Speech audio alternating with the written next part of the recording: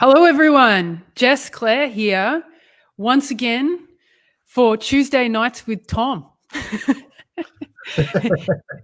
And tonight, if you are jumping on, please do say hello. I'm just going to bring it up so I can see your lovely faces. Some of you which we can see, some of you we don't. We are going to explore tonight being conscious. Is being conscious the new superiority complex? And I'm just going to put that in there because I think that's going to make it highlight a bit more. So, yeah, if you are jumping on, please do say hello, leave us a comment. I'm just going to put that in there so people can see it. I'm just going to put that in there. Hello, Chloe, Jennifer. Everyone that's tuning in from Earth Elders, Tom, why don't you introduce yourself and tell us how we came up with tonight's topic? My name's Tom Fordyce-Mayer. I have been a therapist for 20 years, and beyond that, I'm just hugely passionate about the human condition, what gets in the way of our happiness, and the tools and techniques, principles and practices that enable us to enjoy life more and be a more beautiful human to be around. And so we've been doing these conversations now for quite a while. We're interested in coming together and exploring the unknown, challenging each other, although we agree with each other far too much to do that. But we're trying to come at things from a different angle, to play devil's advocate to each other, to try and find hidden nuance and to bring more love and understanding to every area of human endeavor, really. And so tonight we're very aware of the paradox of when we're endeavoring to be more conscious, well, then there is an agenda there by which we're trying to move towards something which is supposedly greater, to move away from something which is supposedly lower. And to do that and to see that we're making progress, that is just a backdoor to judgment, to superiority, and to another whole cul-de-sac of egotism, which directly gets in the way of our actual happiness. So the system we're using to become more content is driving yet more unhappiness models, and so we want to weed out these ideas and see what we can do to flatten them so that we can be involved in evolving ourselves, but not get caught in further egotistical traps that only create further segregation and problems in the world. Yeah, absolutely. And that's why we're having this discussion tonight, because I started to see where I was doing it myself. And I like to use myself as a laboratory. I'm not a big fan. I mean, the whole idea of what we're even talking about tonight is if I was to come on here and go, hey guys, let me tell you what it's like to be conscious. I have the answers for this. You should listen to me because I am more superior. Right? That would be ideally what we're talking about here, is that I somehow am more superior because I do certain things, and that because I do those things, if everyone else just wouldn't do those things, then they would be as good as I am. Right? And I actually started to see where I was doing this. And then I got really curious. I'm like, someone once said to me, yesterday's transformation is tomorrow's ego trip. And I think this is really accurate and relevant. And sometimes in the, it's not just the conscious community, but I'm saying being conscious is kind of this way of being now. It's like, wow, maybe. I'm just curious for what anyone has to say. Debbie, Alpa, hello, Kylie, those who are jumping on, please, would love to hear from you. Steph, some of you are Facebook users, so I can't actually see you. Please, would love to check it out, right? Where are we using consciousness as a thing to actually just be a bit more superior to people? Good question, isn't it? Should I start with where I was? Sure. Because that. So here I am. I'm having this conversation with someone, and I have noticed myself. I look to leaders of programs. There were certain people who run programs, particularly like shamanic programs, or let's just say other programs. They might be the leaders of groups. They might be very successful entrepreneurs in certain spirituality contexts, or corporate people, or whoever. But anything that's sort of in some way saying I'm here and being loving, and I care about world peace, or not world peace, but I care about being conscious on the planet and lifting the vibes or whatever. I tend to look at those people like they are somehow more evolved than me. And then I have high expectations, right? So I go in and go, they have high expectations. And what I noticed is unless they acted a particular way, or unless they met my expectations, I'd actually go, oh, they're, in some way I'd write them off. Like unless their behavior was somehow kind of perfect and pristine, they couldn't show any humanity whatsoever. Hello, Danielle. If they did show humanity, like got triggered or this, I would be like, I'm better than them. I don't do that. And today we're doing, what's interesting is we're doing this thing, I'm in this course, and it's actually talking about jaguar medicine, like the medicine of the jaguar, which is all about integrity and looking at the dark side of your own humanity, right? So I'm sitting there and I'm like, I'm really great. I've done 8 years of transformational programs and healing, and I've worked in corporate in 18 years, and I run a successful business, and I'm really great. Really, really great. What more could I discover about the dark side of my humanity? And then I noticed as everyone was talking about their dark side, I was like, that's not dark enough. Going darker.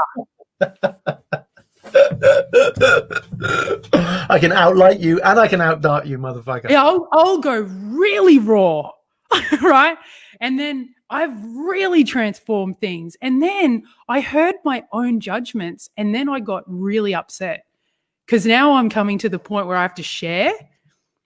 Like, okay, who wants to share their dark side? And all I can think of is how much of a judgmental asshole I'm being to everyone around me in this beautiful group. And then I made myself so wrong and invalidated all of the work that I had done over the last 7 years. And then started crying and went, I hate the world. Because I actually said that. I was like, I hate the world because everyone's being an asshole to everyone all of the time. And I saw it in myself, which was what I got so upset about. I saw how much of an asshole I'm being in judging people all the time. And then not seeing it as a judgment, actually seeing myself comparing and thinking, am I better or am I worse than that person? And in the seeing myself as better, I feel good. And in the seeing myself as worse, I feel like I'm not enough. And I try harder. And when I confronted that, and then I went, and yet here I am, apparently doing all this work and have all these riches and success, and I'm apparently the conscious one, and I'm still acting like this, the world is fucked. We're all screwed. Because the conscious ones are, and I realize this today, just as human as everyone else on the planet. You cannot avoid humanity. It is with us for life. So yeah, that's what I really, really got today, is that level of not wanting to see the dark side, be with the dark side of my own human being, the judgment, the assessments of others, my own superiority, and then wanting to escape it, but knowing it's actually a part of me and somehow I have to integrate it.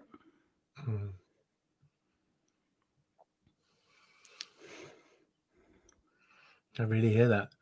This is the human paradox. This is the human experience. This is your desire to survive. In the most beautiful way, that part of you just wants to know that she's doing good, right? And by doing good, is going to make it through winter. Although winter in Australia is not that bad. It's, you know, it's a survival issue here. It's, you know, it's, you know, it's the part of us, it's our survivalism. You know, ego gets a bad reputation, especially in a lot of judgmental spiritual circles. Ego is just is this small part of us that is our operating system for survival, right?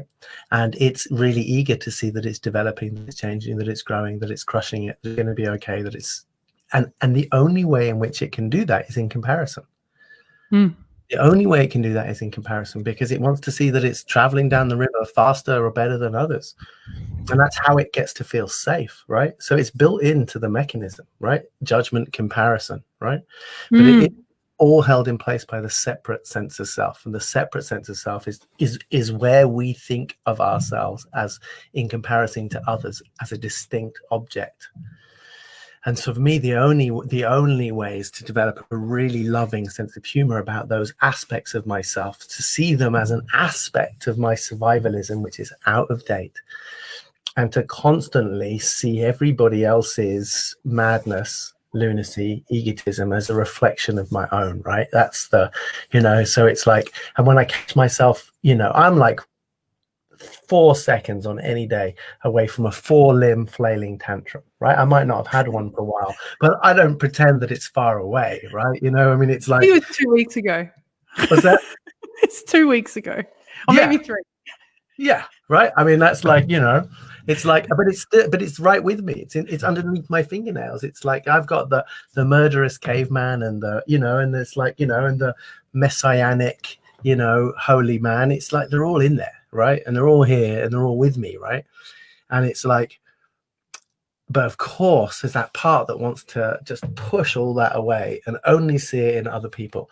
And we'll, you know, it's particularly telling if we are particularly revolted by a specific trait in another. That is usually, you know, there's some people who've got some traits and they're annoying or unsavory or unpleasant, but they don't get our goat in the same way. The things that we would highly judgmental of have a very strong aversion reaction to, and be likely or be tempted to talk to other people about that aspect of those people. That usually is a reflection of the part of ourselves that we have loathed and denied the most. Yeah, absolutely. And I got really, you know, Sally Love's just come on and said, oh, this conversation sounds familiar. If you missed it, Sally, I was just sharing my experience of, you know, the experience of getting it. Like it was like a trap. And for me, someone who's really committed to being, you know, conscious is just a label, but what I'm really committed to, like you just said, is inclusion, is love, is having people feel safe and heard and seen and gotten. And, you know, more recently being really connected to the earth and to animals and things and all of that. So then at some point I felt as though I was so connected. And it's sometime between that experience of being connected and 2 weeks later, I get the experience of all of what it's not. Like the superiority, the now I'm judging people. It was like I was just sitting in it, and then I was like, everyone's doing this, and maybe we just all just need to own it. And then I thought, but people don't own it, and that's when I started hating the experience of it. And then I projected that out onto others, and I came back and I'm like, it's like a trap. I'm trapped. And maybe that's, you know, I remember I went to a course once that said, you know, maybe we are trapped, and maybe all there is to get is to stop resisting the trap. We are trapped in a human being that is here to survive, that is, like you said, comparing and contrasting and doing all sorts of things, right? I'll be interested to hear what people say about this. It is like a trap. The sense of separation is a trap, and it's the foundation of all of our suffering, right? And of course, we are both a unique expression of the divine field, right? We are a unique expression, like we are one of the instruments on the lips of the divine, which we are the divine, not separate. And each instrument has its own tone, its unique sound, right? So we are a unique flavor of a single mind, a single heart, right? And within that, it's our job to have our preferences and our desires, and to, you know, live life as fully and as freely as an individual as possible. But it's like when we think of ourselves as a distinct identity, then that's when all of our survivalism kicks in. That's when all of our need to think of ourselves as safe kicks in, and the foundation of am I safe just brings in all of the judgment, all of the comparison, all of that stuff, you know. And it's just the source of all of our segregation and suffering. And you can't avoid it. Here's what I'm getting: you can't avoid it. It's there. It's not going away. No, but it's also, it's like but it's not going away, but whether we choose to identify with it or not, and that's the freedom. Right. And so we have to, you know, some of the old scriptures talk about, you know, God created the senses, the manifest world, so he or she could have the fun of returning to the remembrance of what it always was, right, and what it always is. It's in the forgetting and the remembering that we get the bliss, right? It's like catching yourself as being the separate competitor, you know, you know, and then realizing that you're the singular field. It's like that is the prodigal return. It's sort of like that is the experience of divine remembrance. It's like, oh no, I don't need to be a dick. Everything is love. Okay, good. And then that smile is a better smile than just remembering we're loved. You know, it's the remembrance that's got the juice in it, you know, and it's got the compassion. That's got the compassion where we can see if anybody's if someone's behaving imperfectly, we know that's just because they've been treated imperfectly, or they have a perception of themselves as being imperfect, right? Yeah. And so it's like, oh yeah, you know, for me, the sign of the work working is the deep compassion we have for other people when they're being dicks. Yeah, and I think someone just said that then. That's actually good. We can't remember if we don't forget. Yeah, that's the point. It's binary. Ones and zeros. If we were all just zero, then there'd be no fun at all. Yeah, and as Sally puts, you know, we are all, you know, dark, light. Oh, one of the things I don't, and remembering that again, I don't know how long I'd been stuck in it for. It was just so blissful being in allness, like being in that experience of allness. If, you know, 2 weeks ago, here I am in this bliss. I'm like talking to the trees and having cacao, and it's so great and everything's wonderful, and I can just be with everything on social media. It's just fine. You know, it's like I'm just walking love, and everyone I touch is great, and all these great things start happening. And then I'm like, slowly it starts to drift, what feels like drifting away, right? And I'm like, where's it going? I don't know where it's going, but I don't want it to go away. And then I start getting and then I start getting triggered by things, and I'm like, oh, just bring love, go touch a tree, all right, it's all right, I'll just touch another tree. And then more triggers come on, and then, you know, I look at my bank account and it's like, oh, that's not as much as it should be. So then more triggers, touching more trees, letting things out. That's all right. Talk to the clouds. All right, I hand it over to you, the universe. I'm peace. Right? And then suddenly I'm on a call and I'm like, I hate everyone.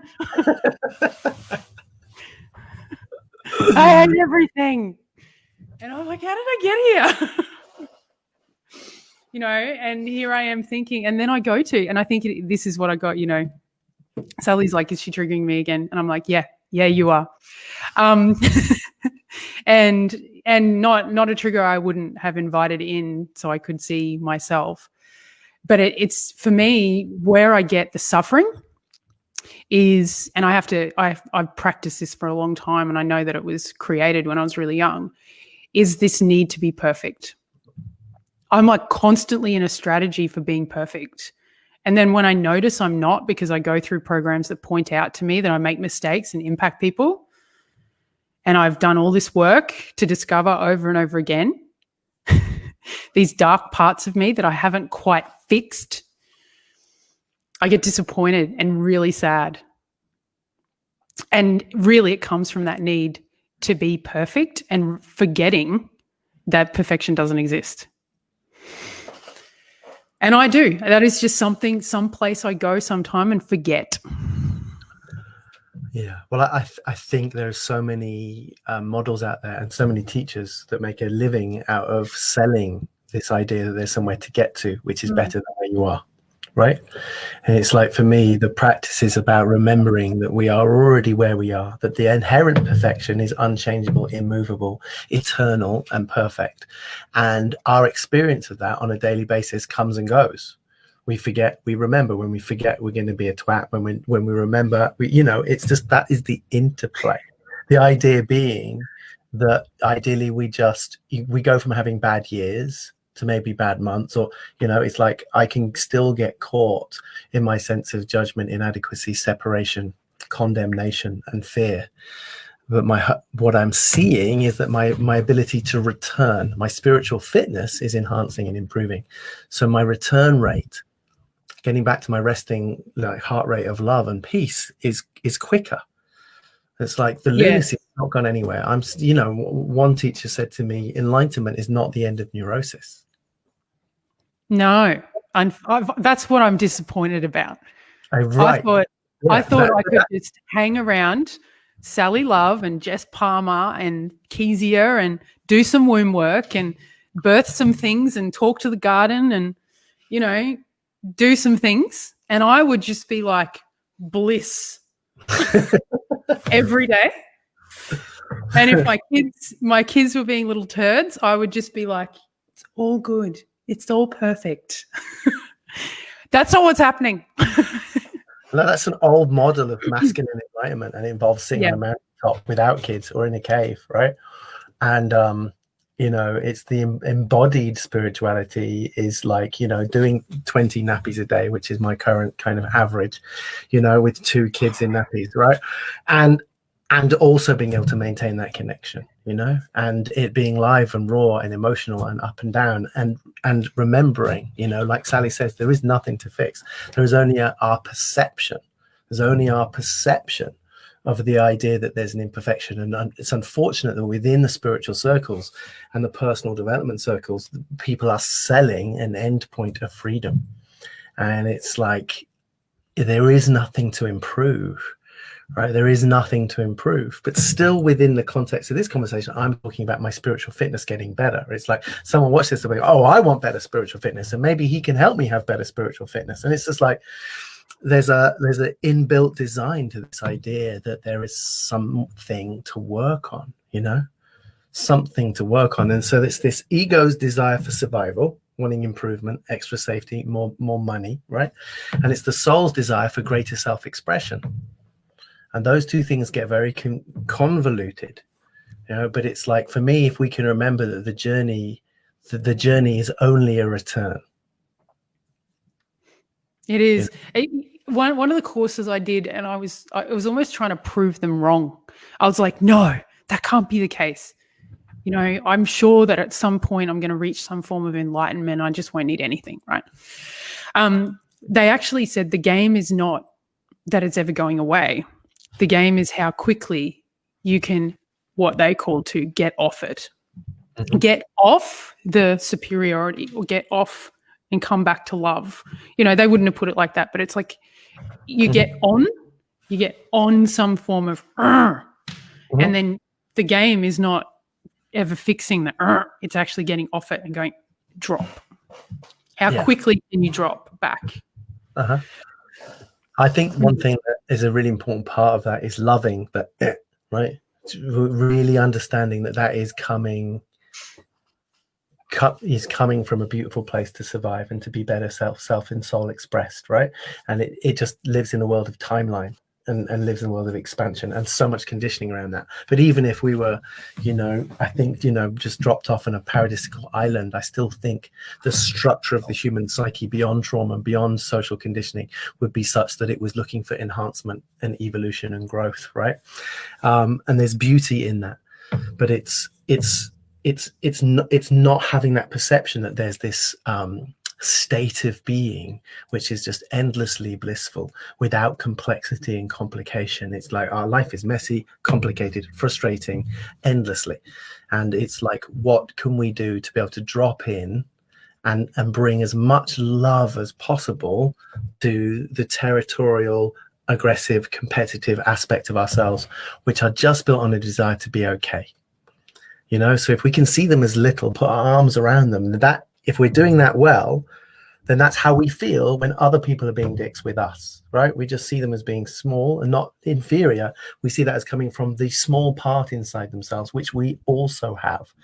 And so other people being disconnected tends to increase our sense of fraternity if we're really heart connected to our own littleness, which is why what I think drives you, Jess. What I love about talking to you, what I love about your approach, is the fact that you are really into your smallness. You have another part of you that fantasizes about being perfect, but actually, if you catch smallness in you, you're like, what's that? Where's that going on? I want to talk about it and share it. You're so frustrated that other people don't share their smallness, because actually it's in our connected smallness that we're great. You know, because then we're like, oh, we all have that aspect, and if we can all be honest and open about our inner twat, then actually it takes the pressure off everybody, and we can all get along and all love each other and love ourselves, and actually breathe out a little bit and realize there's nothing to achieve. That part's not going anywhere, and we shouldn't need it to. We should have a sense of humor about it and lovingly get it to see that it doesn't need to live that way, but it will always try. Yeah, that's exactly what I feel like my life purpose is. To make fun of my own humanity enough that it inspires others to find ways to do the same. That's the good stand-up comedians do that, right? Yeah, but in a way that it becomes normal. I mean, I was fantasizing about this today. I was talking about the kinds of relationship that I have with my housemate. Also really good friend, Emily. We work together, live together. We are like a married couple, but as she calls it, we're like best friends with no benefits, right? So is actually a lot like a lot of married couples. I'm sorry. That's right. You know, we're like a married couple. But the cool thing is with her is, and this is, I've never had a friendship like it. And I even say to her, I would just love to find a partner like you. Not you, but a partner like you, right? You know, because we will have, like, I'll be an absolute dick to her and she'll be a dick back to me. And this is kind of like, there have been times where it's like, I know that I've actually had people never talk to me again based on that twatterdom I just did. Emily, next minute, literally 5 minutes later, she will have gone, so I just did a 2-minute meditation and I've stopped being mad at you. And actually I was mad at myself because blah, blah, blah, blah, blah. You know, she'll bring some form of her own awareness to it and then just goes, I love you. And, you know, it's like 2 minutes later and then I do that for her and there's this, just between us, there's this 100% absolutely loving each other just the way we are and completely not expecting either of us to be any other way but ourselves. And that includes this allowance for our twatterdom. And if it doesn't work, we do talk about it. Like, it's not like she lets me get away or vice versa with bad behavior. We have a discussion about it. But it's never, ever like, I need to show you and prove to you that you're wrong and that's not okay. And like, there's never any form of unsafe. It's always just this beautiful space. And we've been like, we've been dicks. And I'm like, how do we create a world like this? That's the thing I'm mostly heartbroken about, is that I actually don't feel like there's much space for me to be human around many people. I'm like afraid if I screw up that I'll lose friends. And I'm testing that out. Like, how many people can I really be myself with here? You know? Uh-huh. I hear you. I really hear you. And I think what I'm feeling is I want to reflect. You're really impatient. I mean, can't you cast this within a 2,000, 3,000 year kind of timescale? No. A little bit. Like you want your personal gain of living in a world like that. I get that, but actually, what if I could show you that we're very gently moving towards that? There's all, it's like now I watch some of the children's TV shows that my 10-year-old watches. It's like they are all packed full of emotional intelligence training, like unbelievably so. There's so much spiritual wisdom that is being shared to help them communicate better, to understand their feelings, to be able to collaborate, to come back to love once they've been upset. I mean, it's like some of it's a bit cheesy and a bit too obvious, but so much of it is absolutely brilliant entertainment, like wrapped up wisdom, beautiful wisdom, emotional intelligence wrapped up in brilliantly entertaining things, which we're teaching kids to have integrity. It's like, honestly, there's some really amazing people doing some really amazing work to make this world more conscious, and it takes time. Can't we just enjoy it? Can't we allow ourselves to feel the motivation and the essence calling for a world that's more beautiful, and not allow ourselves to get too stressed out about it? I mean, like, listen, I know it's what drives your passion, right? And trust me, I share it too. Sometimes I can get so frustrated with the fact the world makes choices that do not seem to be in alignment with values that would make the world happier, right? But it's I think there's so much evidence of a world becoming more conscious rapidly, but it's still going to take a good few thousand years, I think, before the world you're talking about exists. Can you be okay with that? Absolutely. I mean, I have moments. I don't like it. Have a fight. Actually, well, I think can I be okay with that? That's actually a good question. Whether I'm okay with that or not, it's going to happen. Like, that's the thing. Whether I'm okay with it taking time or not, the thing is, it's going to take time. That was my next point, right? So I can be okay with it and have a great life, and it's going to take time, or I can get frustrated and annoyed and spend all my life fighting it, and it's still going to take time. Hello, David. Yes, so I do. I get exactly what you're saying, and I think the big realization for me today was, and I'm about to put a film out about this very soon, right? I should tag you in it. Mm-hmm. And that is that what layers are really coming off me mostly is the connection to people in power or in places of influence. So like politicians, people who lead big communities, maybe not-for-profits, they maybe even conscious, do some sort of conscious causes or programs, is that they're just human beings too. They're not superpowers. They're not superheroes.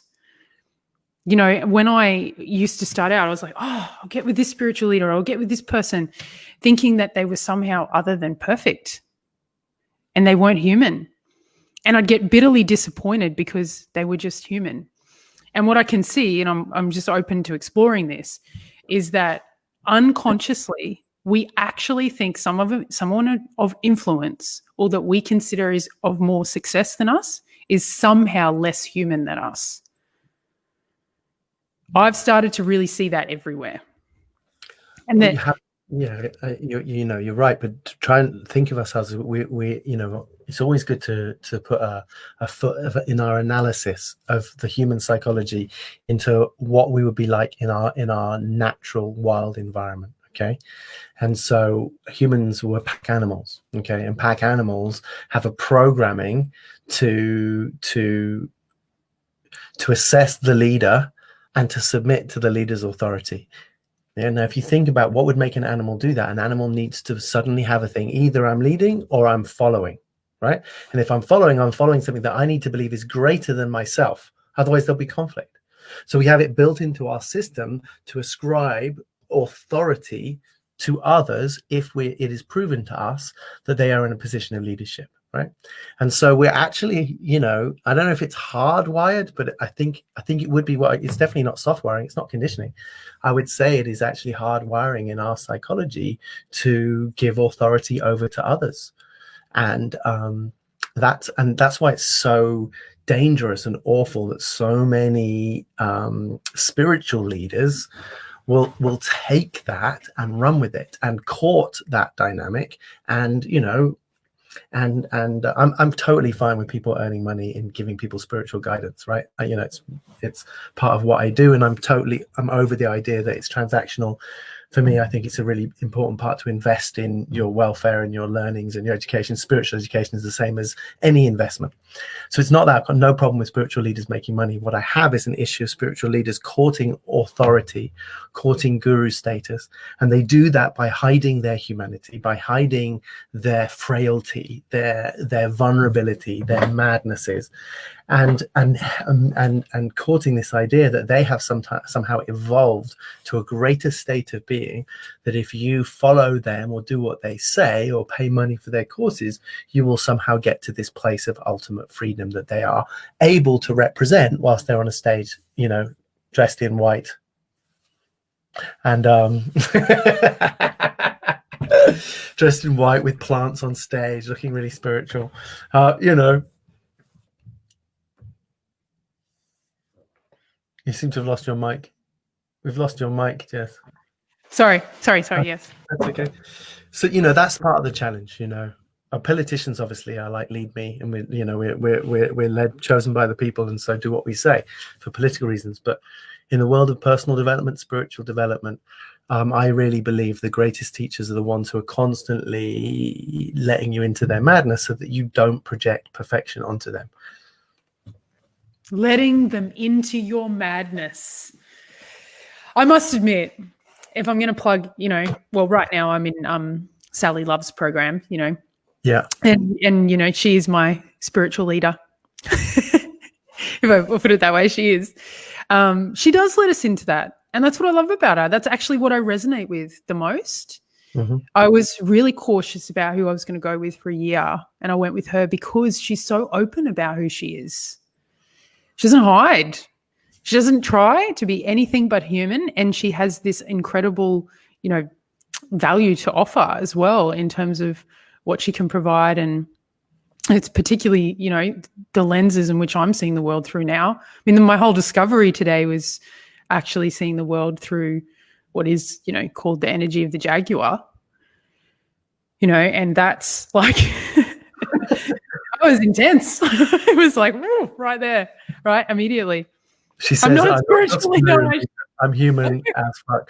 I don't know what to call you. Though, I saw. I sorry, I haven't sent you that stuff yet, Sally. I will very soon. But I saw a post of hers talking about the archetypes, and I was like, oh yeah. And then she was like, yeah, this is my princess pop archetype, and I was like, brilliant. That's what we need for people who are guiding people into greater levels of freedom. It's like, yeah, well, I want them fucking around to pop music in their car. That's so important. It's like, this is the type of, and I think it's okay to have leaders and to think of Sally as a spiritual leader, not your spiritual leader necessarily, but as a spiritual leader in her community, in her life, someone who's leading with spirit, especially who's dancing to pop music in a car being goofy. It's like, that's different. That's not sitting on a cushion pretending to be this, perfect bliss state creature, who's like courting bullshit. It's all spiritual materialism. We need people messing around and goofing around and, being their full selves. That's the stuff I'm excited about. Totally. She's totally herself. That's why I love her. Totally. And so good at calling me out on my own BS as well in a really lovely way. I also equally am a big fan of that. So being able to do that from love is just amazing. So yeah, it looks like this is the second, maybe we're going to get this every week, second show in a row where I've done like a plug of Sally Love.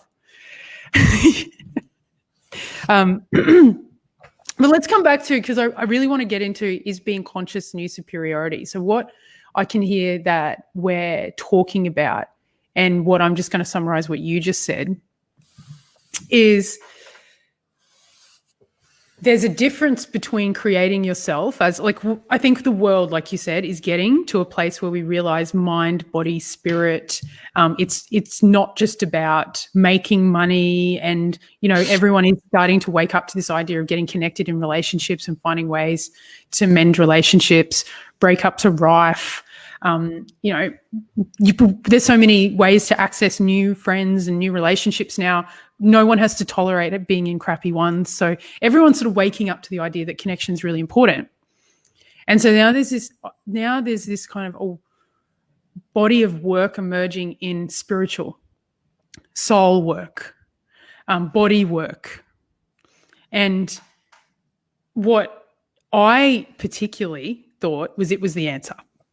So money, status, power, tried that. That's not the answer. So now spiritual,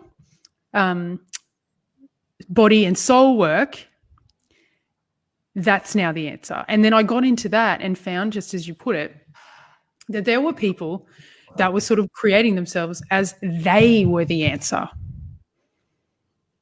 And so it's like, okay, if I have cacao every day, if I make sure that I'm gonna do a full like rendition of it. If I have cacao every day and I make sure that I don't just breathe in and out, I breathe in and out with noise. If I do that, I'm now far more enlightened. With one foot on the ground and one foot in the sky. You know. With one foot in the ground, one foot in the sky. If I make sure that I, you know, what's another thing that I have to do to be stimulate your pineal gland whilst rubbing your clitoris, you know. That's right. Yeah, that's right. Tap into my base chakra, right? Do all that. If I do all that, then I'm somehow more enlightened, and then I'm somehow more superior. This is not superior. This is like an access to something. This is an access to what we called getting off it quicker. It's another way in which you can bring yourself back to a love space or a pure space of who you are. It is a tool. As opposed to I'm conscious, and because I'm doing all those things, I'm better. Yeah, if that's there, then you're probably not remembering quite as much as you might need to. That's right. Someone mentioned it. So Annie Proud says, you know, they're the most humble. Also, humility. You were talking about being grounded. Earth, you know, for me, the etymology of the word humility comes from humus, which means literally the mulch of leaves on the ground. You know, it is like, it's to see yourself as earth, and it's to be as low as the earth. It's like, if your spirituality isn't bringing you to the base connection in all people, then it's just informing your ego, right? And that's not calling for a further condemnation of that. It's just having the discernment around, is what I'm doing making me feel more loving and connected to everybody and less judgmental, or is it making me feel more separate, superior, and judgmental? Because and that's fine too, right? That's just your survivalism wanting to feel that they're special. There's beauty and sweetness in that. We don't want to condemn that, because we're then condemning people for condemnation. It just becomes ridiculous. It's just bringing as much love to the flavors, what expands you and what contracts you. And the ego thinks it's expanding with greatness in that sense, but it doesn't. It's actually a soul contraction. Yeah, absolutely. And I love this, what it was Darcy has written here. I'm always more trusting with a healer or leader that's completely open to their humanity, meaning their mess, their dark shadows that obviously come and go as their growth, is one not still experiencing shedding but not pretty nice, or is not pretty or nice, then why would you want to follow? If one is not still experiencing shedding, which is not pretty or nice, then why would you want to follow? There is no perfection, only growth. The growth gives moments along the way that are pure bliss and beauty in all ways. That's right. Perfect. Absolutely. And I think country folk don't do any rituals, and they are real and grounded as you get. Yeah. That's right. These are all tools. I remember when I got into this, I'm like, these are tools to come back to who we are. These are tools to have us get connected. You want to say something? You're going quiet. Where are you? No, I was just taking that in. I was just taking it in.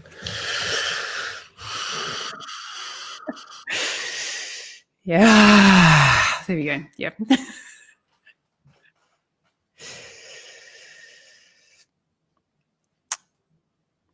So based on that, I don't think I really have anything else to say. I think we just solved the problem. So we're good now.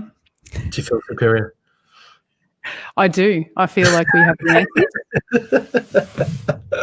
Yes. I feel like we've got the answer.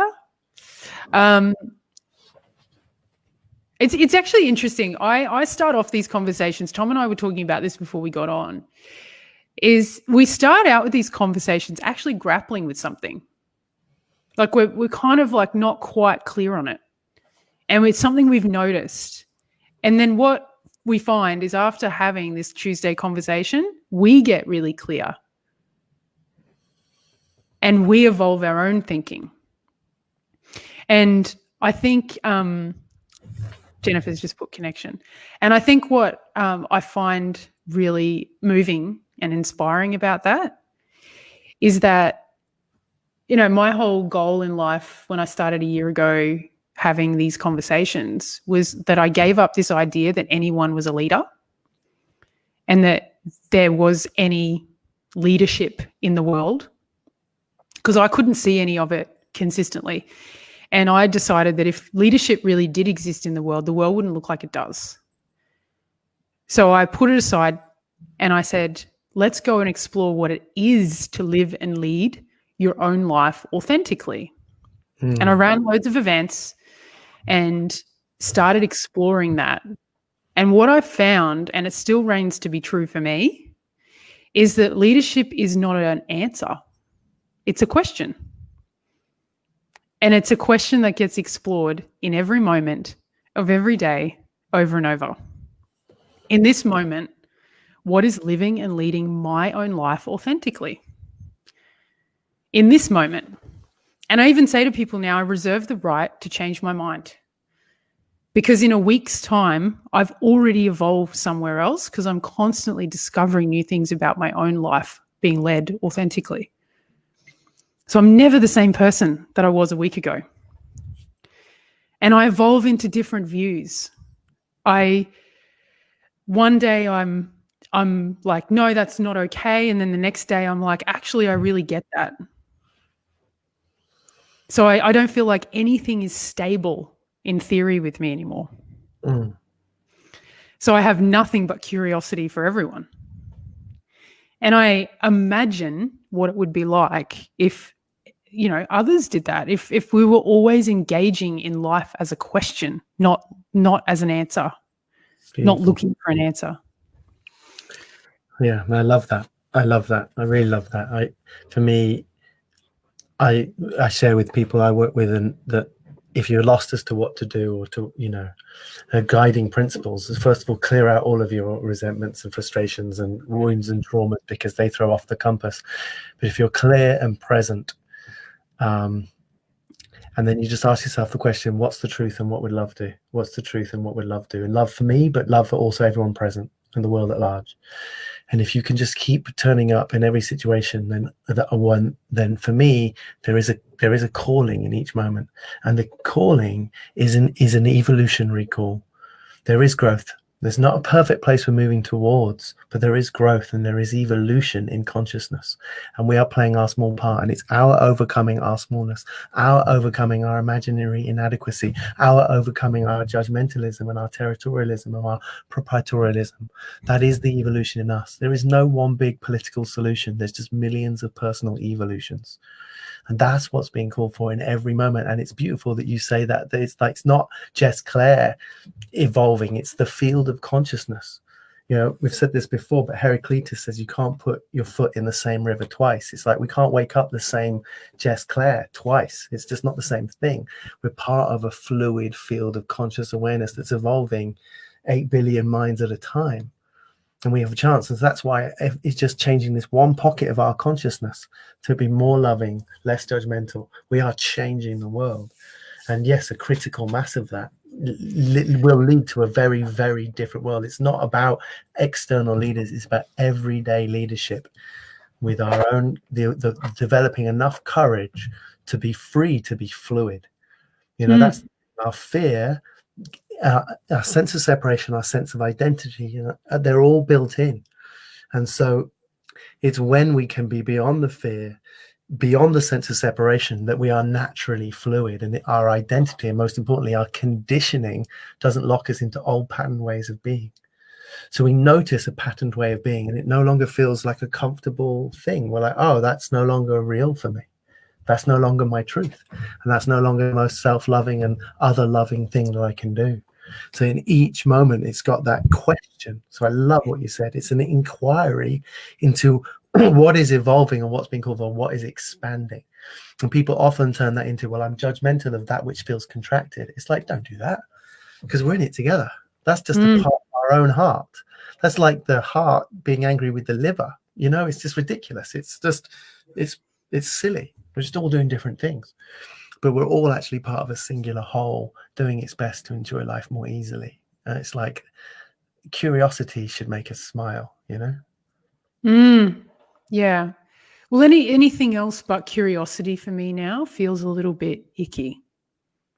It's not to say that I don't have opinions and judgments about things and I don't share them. However, I mostly hear myself sharing my opinions and judgments on things. Like, that's just one possible view out of 8 billion. It's not the truth. It's not right. It's not wrong either, but it's just a possible way to look at it. And there's 8 billion people out there that probably look at it different. So that constantly has me reminding myself of all the other people that I could ask and would have a different answer, and therefore the inclusion or the unity, I'll put there, someone's put community, in all of our views, even when they're different. So I also just wanted to add as well, it feels so good when you get aligned or connected to something, or you transform some way, or you give up, you do some child work and you complete something and you feel so good, and it's like the whole world looks different and you seem to love everything and everyone, and then the attachment to that feeling becomes the new thing to grow from. It's like this constant feeling great and shedding, and feeling great and shedding, and feeling great and shedding. It's like this constant process, and to think that, like, as we put it there, to think that being conscious is not that we're going to not experience that. Of course we are. It doesn't matter who you are, you're going to experience that. However, thinking that you're better because you're in the peak state, or that you can see that someone's in their dark state and they don't see it or won't acknowledge it, that to me is where we lose connection with each other. I see a Facebook user who said here, I learned today that my love and purpose is to illuminate, educate, and melt people's heart. Oh, isn't that beautiful? And I think what I've seen. I don't get the names on my feed here. What I've seen to be true. People talk about, the bodhisattva vow, which is some enlightened beings deciding that they're going to stay put to enlighten the rest of the world. For me, that's the only evidence of consciousness. That if you actually get conscious, you actually feel viscerally connected, and when you get that connection, you understand that your happiness is intrinsically linked to the happiness of the world.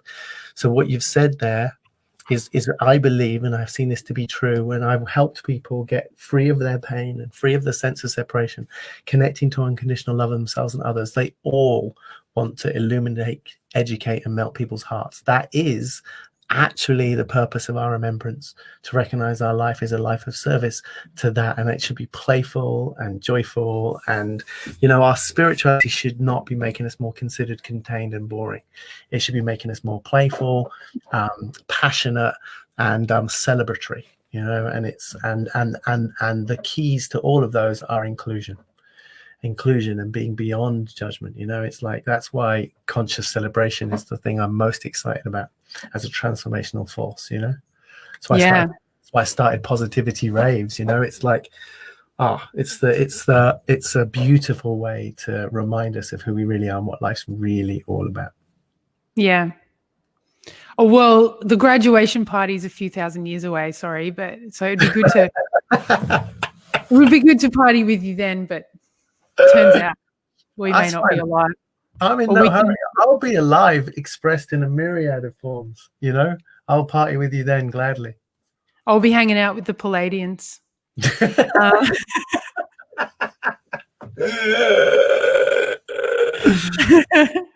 But that's cool. I hear they're very advanced. I know. I'll channel. I'll tune in on circular time. You'll bring back some codes for us mortals, right? I will. I might even have you download some codes during. I might be that expressed. Sweet. Yes. That's right. Well, we have reached our hour, Tom. As always, absolutely love talking to you. And I really love this discussion. I really do. I feel a lot more expressed about talking about the spiritual side of life now. Mm-hmm. I still get a concern every now and then about it because I come from such a corporate professional background. But you know what? I've come out now, so it's no turning back. I'm fully out of the spiritual closet now myself. Yeah, I'm like fully out.